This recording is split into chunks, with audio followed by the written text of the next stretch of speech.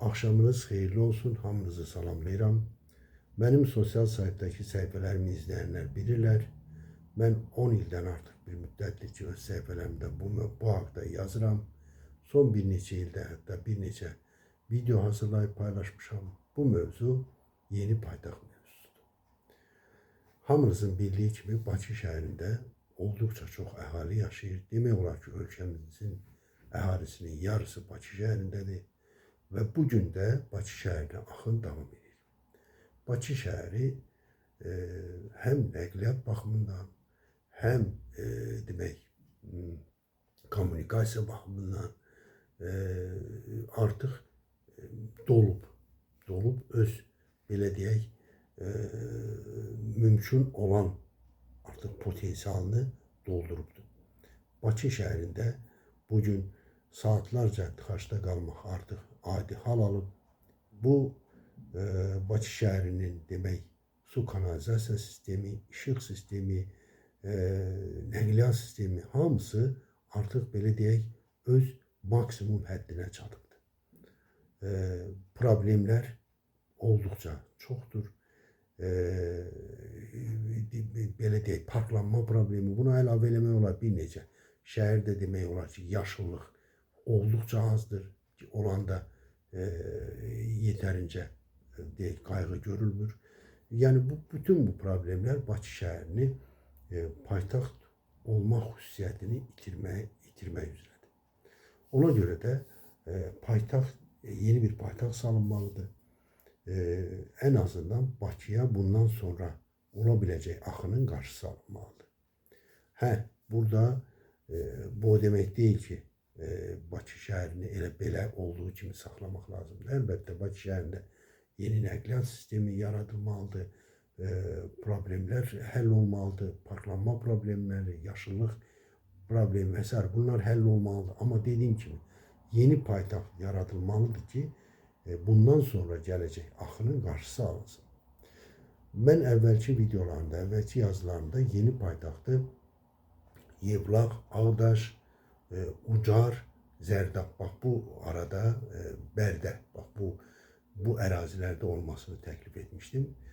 Onu da niyə təklif etmişdim? Çünki o vaxtlar bizim Qarabağ bölgəmiz, Qarabağın ətrafındakı digər bölgələr işğal altındaydı və biz hələ o bölgələrimizi düşməndən təmizləməmişdik. Bugün Allah'a çox şükür ki, o bölgələrimiz düşməndən azad olub. Oralarda artıq yenidən qurma, bərpa işləri gedir.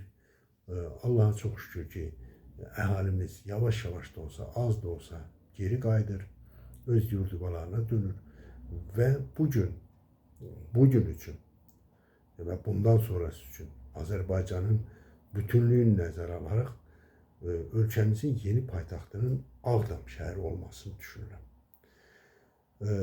Ağdam şəhərinin yeni paytaxt olması üçün bütün potensialı var. Onun coğrafi olaraq yerləşdiyi ərazi ölkəmizin demək olar ki, tam mərkəzidir. Düzənlik ərazidə olması şəhər salmaq üçün çox uyğundur.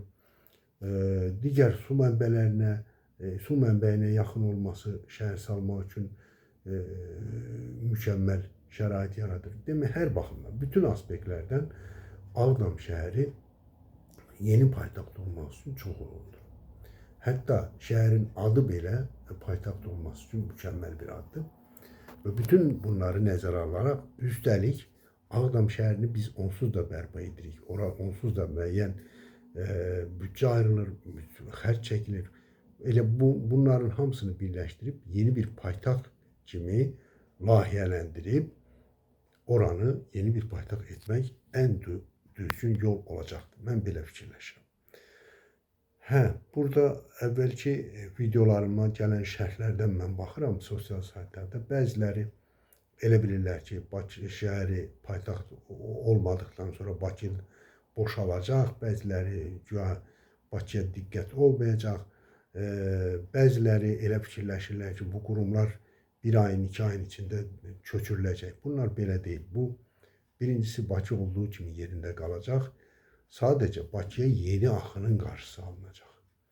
Bakıdakı problemlər əlbəttə ki, həll olmalıdır. Daha intensiv şəkildə, daha düzgün şəkildə və qurumlar da tədricən köçülür. Dünyada bunun nümunələri çoxdur. Bizə ən yaxın olan ölkə eyni sistemdə yaşadığımız üçün 70 il Qazaxıstan. Məsələn, Qazaxıstan son illərdə paytaxtını dəyişdirdi və çox gözəl bir paytaxt yaradıb. Bugün o paytaxt belə deyək, problemləri az olan əvvəlki paytaxtdakı olan problemlərin yaşanmadığı bir şəhərdir. Bunun dünyada çox nümunəsi var və bugün də bu bəzi ölkələr paytaxtlarını dəyişməyə planlaşdırırlar, həyata keçirirlər və s.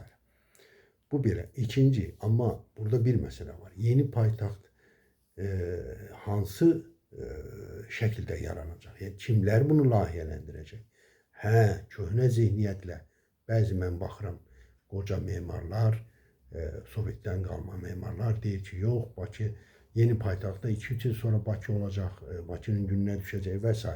Əlbəttə ki, köhnə, geri qalmış, qeyri-innovativ zehniyyətlə siz layihə hazırlayarsanız, o yeni paytaxt da bir neçə il sonra Bakının gününə düşəcək. Yeni paytaxtın hazırlanması üçün çox innovativ, yenilikçi layihələr hazırlanmalıdır. Mütəxəssislər cəlb olunmalıdır. Bunu dünyanın ən yaxşı mütəxəssisləri cəlb olunub yeni bir gözəl layihə hazırlanmalıdır. Bu layihədə yeraltı nəqliyyat, metro, yerüstü dəmir yolu nəqliyyatı, tramvay, qatar, sürətli qatar, avtomobil nəqliyyatı üçün yollar nəzərdə tutulmalı. Küçələr milyonluq, bir neçə milyonluq şəhər nəzərdə tutularaq hesablanmalı. Yaşıllıqlar salınmalı, parklar salınmalı.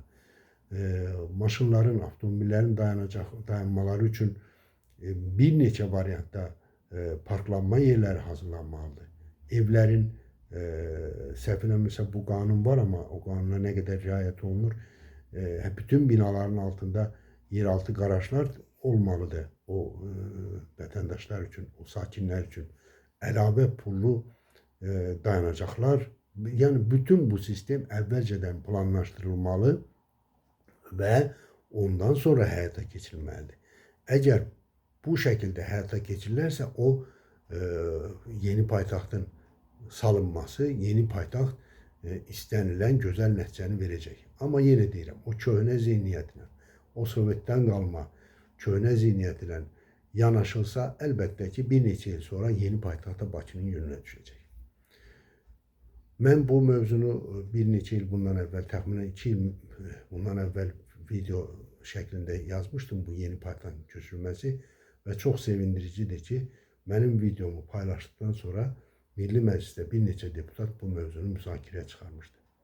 Ümid edirəm ki, mənim bu videomda lazımi təşkilatlara çatar, bu mövzu yenidən müzakirəyə çıxarlar və müzakirələrin çıxarılmasıyla da qalmayaraq həyata keçirilər və ölkəmizə yeni bir paytaxt qazanmış olaraq. Bu paytaxt ölkəmizin, xalqımızın ancaq rifahı üçün olacaq, rifahını yaxşılaşdıracaq. Mən əminəm, ümid edirəm ki, mənim bu videomdan sonra bu məsələ daha aktiv şəkildə müzakirə olunacaq və lazımi müsbət qərarlar alınacaq. Dinlədiyiniz üçün hamınıza təşəkkür edirəm. Allah'a emanet olun. İnşallah görüşərik.